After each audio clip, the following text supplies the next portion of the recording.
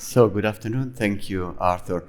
A long journey in space and time. You will see I'm not exaggerating. I started a few thousand years ago when humankind first saw comets in the sky. And actually, even the early astronomers, they could predict the behavior of the sun, the movements of the sun, of the moon, of the planets. But these things were totally mysterious. They would appear, disappear. Nobody could predict them. Nobody could expect them. Of course, they were interpreted as signs of gods. But in fact, until Aristotle decided that they were meteorological phenomena. They were happening in the atmosphere. So nothing to do with the skies. 2,000 years, everybody was happy with Aristotle's explanation. But then we jump a bit to 400 years ago when modern astronomy was born. And you see, with the telescopes from ground, this is actually a very modern picture, was taken at the end of the 90s of comet Hale-Bopp, which was fantastic. You could see it with naked eye. But even the modern telescopes, all they can see of a comet is the long tail, dust tail, ion tail. They cannot see what is there at the source. It's what we call the nucleus of a comet. It's a very small thing in astronomical terms, as big as a mountain, a few kilometers. But this thing cannot be seen from ground, even today. To see it, you have to go in space. And in fact, the European Space Agency, with the control center here in the mid-80s, we launched in 85 and arrived in 86, launched when the Philae comet, the most famous comet, in fact the first periodical comet to be discovered, came back. It comes back every 76 years. When it came back during the space age, European Space Agency and other agencies sent a spacecraft to encounter it. But encounter meant just flying by. This comet is flying very fast. We just launched this probe that you see here, and it actually did a flyby of the nucleus, flying at a distance of about 600 kilometers from the nucleus. So it could take this type of pictures. And in fact, the big surprise was all the scientists thought this thing would be a block of ice, very, very bright, white. In fact, these things are extremely black. It reflects, say, 5% of the sunlight. So it was, even our camera was surprised. It followed one of the jets of gas and dust that actually then create the tail when the comet hits up. The next step, after doing a flyby, other spacecraft in the 2 decades ago did other flybys, but the next step was to do a rendezvous.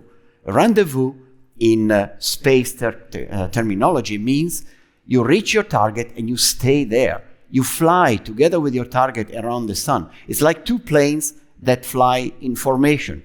So you just move next to it and you can observe it. You can stay with it as long as you want. And the rendezvous mission we designed, or our predecessors designed in the 80s, is called Rosetta. A comet rendezvous mission, a very long trip, you will see why. 7 billion kilometers, so I promised it was also a long journey in space, not only in time. Reaching distances from the Earth of 1 billion kilometers. Distances from the sun of 800 million kilometers. These distances were extremely large, especially for the European Space Agency. We never sent a probe to those distances. And the long trip, launched in March 2004, arrival in August 2014, 10 years in space. And since we were getting to rendezvous with the comet nucleus, we said, well, we are going to land on it. So we carried a little landing probe, as big as a washing machine, 100 kilo heavy, to land, which we did in November 2014. That's the spacecraft. Mid-90s, actually 97, European industry started building the Rosetta spacecraft. Not very fascinating, a big box, 3 meters times 2 times 2. You don't see here the solar arrays, which were very big. We had to go so far from the sun. So we built the biggest possible solar arrays, 64 square meters. And here you see the lander, mounted on the dark side of the spacecraft. This side never showed to the sun during flight. And it traveled with us as a passenger, hardly ever active, for 10 years until we reached the comet. In ESOC, we had to build also what we call a ground segment. It's all the equipment that you need on ground to control a spacecraft during this very long journey. Spacecraft doesn't work by itself. You have to remote control it. So we built all our infrastructure, which, by the way, for us was very new. We had very little experience and tools to fly missions in interplanetary space, so very far away from Earth. We built also an antenna, a very big one, 35 meters diameter in Australia. We didn't have this big antenna, and you need big antenna when you want to communicate via radio signals to spacecraft which are hundreds of millions of kilometers away. In fact, the mission was also supported in cooperation with NASA, but by their network of antennae. They have bigger ones and they have many. At the time, we had only this one. The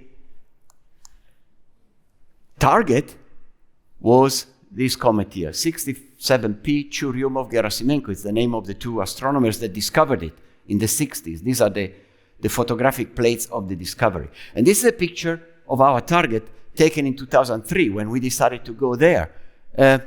Again, you don't see the nucleus here. Yeah? These are just different levels of light. All you see is just the emission of light from the dust that the comet that surrounds the nucleus of the comet. We didn't see it. That's all we had. And this is the long journey. Why long? Look at the white curve here. It's the trajectory of Rosetta. We launched in 2004. 1 year later, we were back to Earth. Why? Because when you want to reach a comet, you have to reach the velocity, the orbital velocity of the comet. So you have to accelerate. And our rocket was not strong enough. So we needed the gravity of the planet to keep accelerating our spacecraft. You see, sometimes we use, in this case, Mars. Look at this. We use Mars to bend our trajectory, fall back into Earth, and here we are. 3 years after launch, we were still back in Earth. But you see, Earth accelerated us with its gravitational force. And here you see the comet, very far away, still too fast for us. No way we can reach it. We needed another kick. So 2 years later, again, we meet here, the Earth, and here, now you see Rosetta is even faster than the comet and was catching up. This was the time to actually reach the comet. But there was still another phase. We were getting very far from the sun. Our big solar arrays did not produce enough energy to power all systems on the spacecraft, so we switched it off. We call it hibernation in space terms. 2.5 years, spacecraft switched off in space. We had no contact, no idea what it was doing, until on the 20th of January 2014, we had set some alarms on board, 4 alarms, because one we thought maybe it doesn't work, yeah? So just in case, like you do probably when you have to catch a flight early in the morning, you set up at least 2 alarms. We set up 4. And it woke up, and there we could do the mission. Let's have a look at it. First of all, just to show you that we did it, I took a couple of pictures. This is when we flew by Mars, very close, 250 kilometers from the surface, very critical navigation. Our navigation people here, flight dynamics we call them, are the best in the world, believe me. And here you see a picture we took from Rosetta. In fact, it's the lander which is mounted on the back. I took a picture of Mars with the body of the spacecraft. This is what we didn't know about. This is what today you would call a selfie. This was February 2007.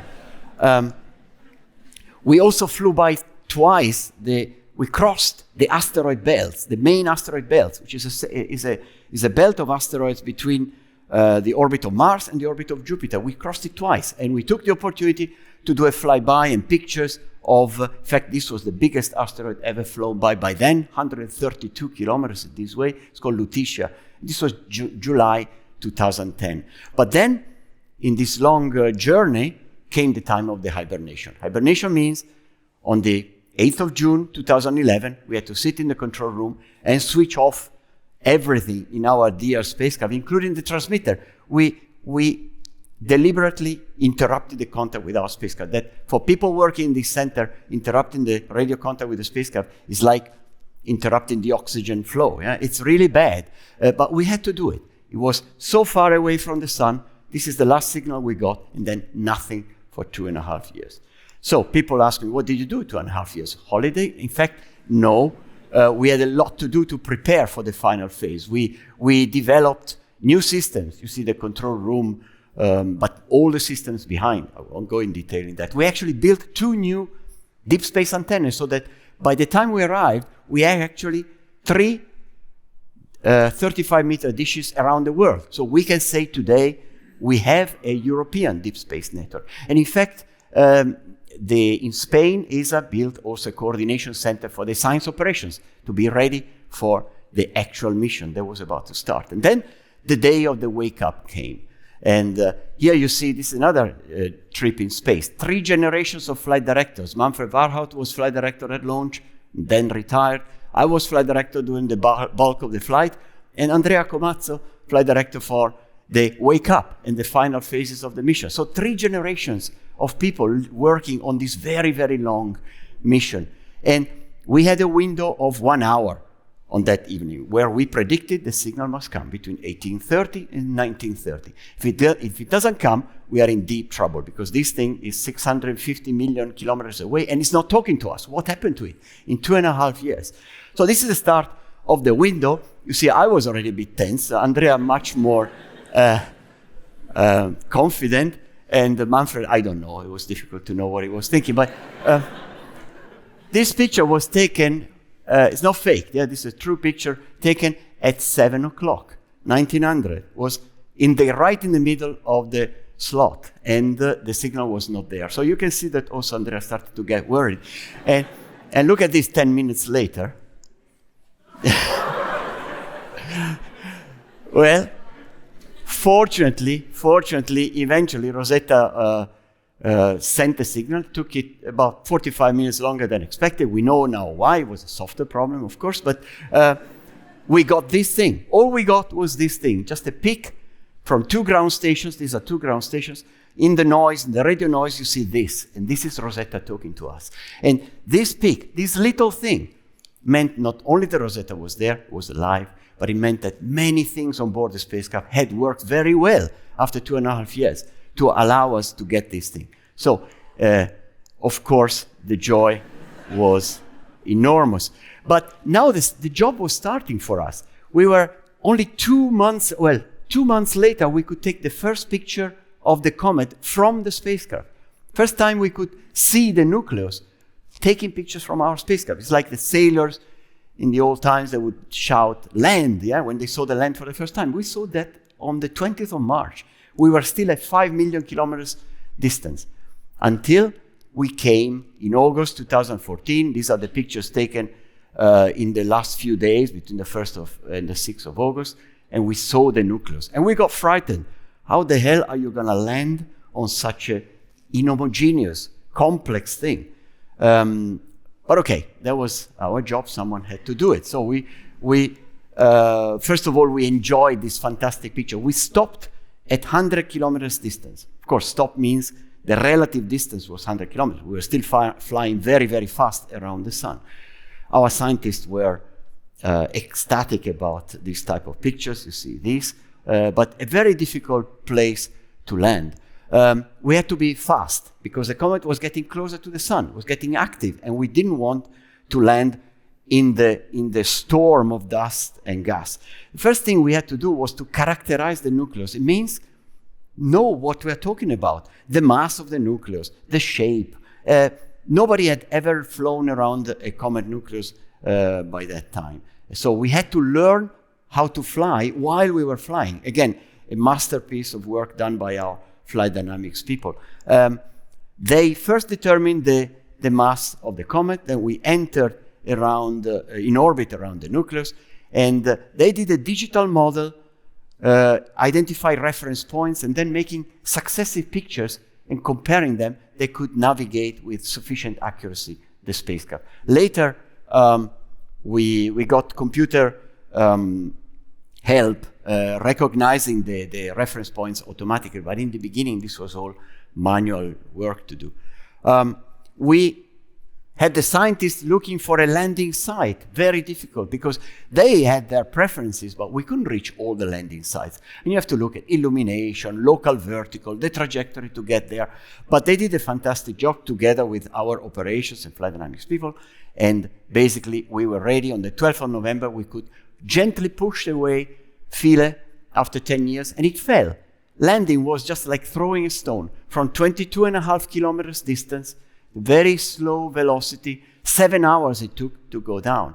Rosetta moved away because it had to capture the radio signal, maintain the communications with Earth as a radio bridge, and Philae fell for 7 hours. And the only thing it had to do, when it touched down, it had to shoot harpoons through the surface to anchor itself, because the comet is so small that it has hardly any gravity. 100,000th of the gravity on Earth. So it fell and fell and fell. Where is it? I lost it, but yeah, it was there. And here, it's about to touch the ground, and you see here, these red things is an animation of the harpoons anchoring it to the ground. That's all he had to do. And he had to do it automatically. But this picture we took from Rosetta 8 minutes after landing.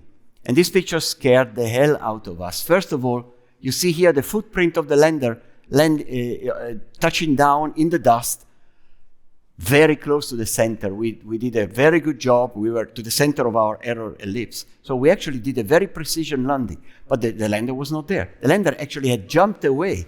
You see it there. It was bouncing away. That's the worst thing that could have happened to us. It bounced for 2 hours, during which, fortunately, we didn't lose the radio signal. But we got a lot of more gray hair, as you can see. After 2 hours, it stopped, fortunately. It stopped in a place which was very dark, but very exciting. The scientists were delighted to see very close to us. This is a foot of the lander, the first picture that we got on the next morning. And this is the most ancient material you can find in the solar system, preserved 4.5 billion years. And that's what the lander could study locally. The disadvantage of being in the dark was that its batteries could not be recharged. We were hoping to keep it alive for a couple of weeks.